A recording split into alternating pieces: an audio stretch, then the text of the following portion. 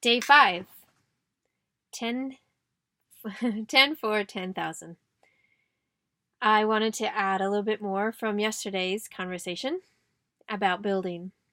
So in my book, I share a story about going to Thomas Jefferson's home called Monticello. And so some people are like, is that real? Did it really happen? Well, here's from the old scrapbook. This is Thomas Jefferson, Monticello. We were there. I was celebrating my 26th birthday. Here's our flight tickets, things like that. So looks like the adventure was pretty good, right? Well, like I share in the story of that, there was a big change that happened with my ex-husband. He really started to fall into a lot of creation, and his business partner really encouraged him to start creating his own ideas. Here's an example, again, pulling from the scrapbook, right? So he had this idea to just make the woodwork blend in and not blend in, but stand out and become just so beautiful.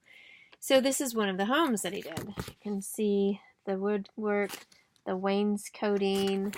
Here's a dining room area, all of that he did, all of this. He grabbed onto these ideas and just figured out a way to add them into the finishing touches for his homes. And the high-end homes wanted more and more and more of that. So this work, we were thinking, especially myself, I was like, yes, this is good. Grabbing onto it, he has a way, he has a plan. And it was pulling us out of the dark side of the alcohol, the drugs, and the addiction to porn. Started cleaning up those acts and started to move forward with things. Now, I won't share the whole story because that's in the book. Why I point these out is to really show that these were real events that happened. And when we share real stories, it impacts how we respond, how we think, and what we can do to maybe change things for our own future. I want you to be able to know that in sharing the story, so many more can be impacted by that. When we have these creations, there's nothing wrong with that. They're beautiful. It's just keeping things in check.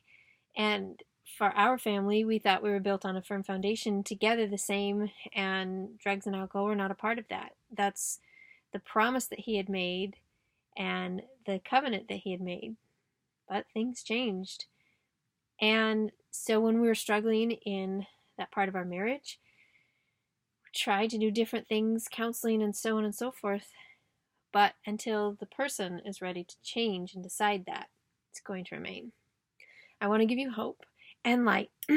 So please pick up a copy and join the campaign and share with 10 of your friends so that we can have open conversations about these tough topics.